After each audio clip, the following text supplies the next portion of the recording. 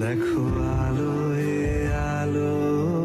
বাচ্চারা ধনী ভর্তি মোহর অলংকার সব ছড়াতে ছড়াতে যাচ্ছে কেন?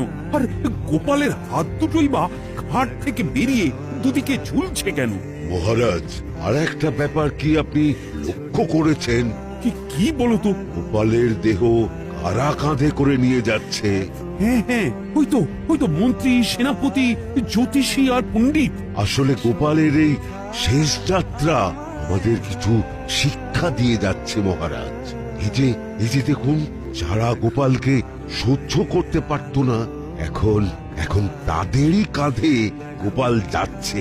তার মানে শেষ পর্যন্ত কেউই কারোর শত্রু থাকে না, সবাই মান অভিমান ভুলে কাঁধে কাঁধ মিলিয়ে পার করে দেয়। তাই তো, এই দৃশ্য তো সেই কথাই বলছে। আর ওই যে মোহর আর অলংকার ছড়িয়ে যাচ্ছে, সেটাও বুঝিয়ে দেয় যে এই অর্থ, সমৃদ্ধি সবই ফেলে একসময় চলে যেতে হবে। কি ভীষণ সত্যি। দুটো খালি হাতও বুঝিয়ে দিচ্ছে, খালি হাতেই আমরা সংসারে এসেছিলাম আর খালি হাতেই আমাদের যেতে হবে।